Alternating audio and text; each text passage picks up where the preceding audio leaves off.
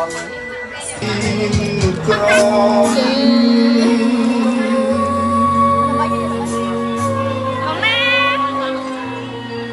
sao mua trơn ạ? Này đây cười đây nhá. Đây cười.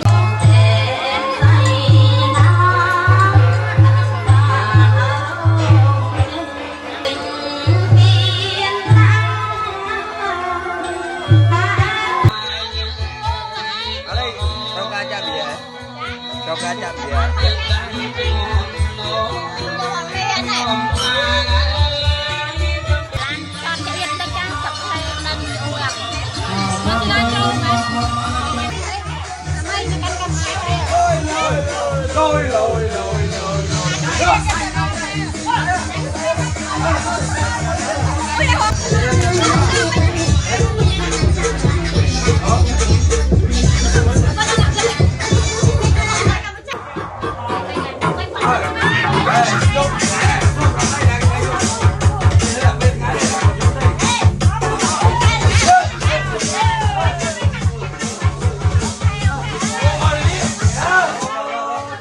Rồi thấy kìa ơi tao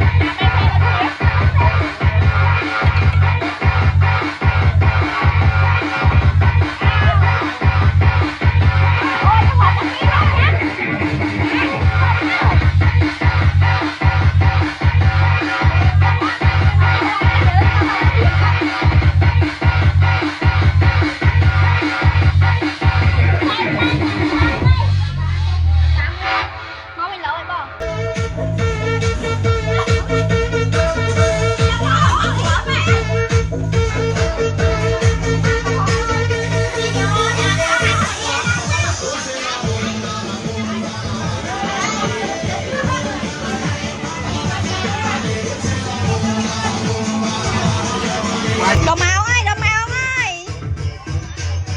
Ê, đồ màu nhà như tư. Người ta hả? Không mình phải nè, là riêng nhau muối, cho giống hai ba cái. Ê.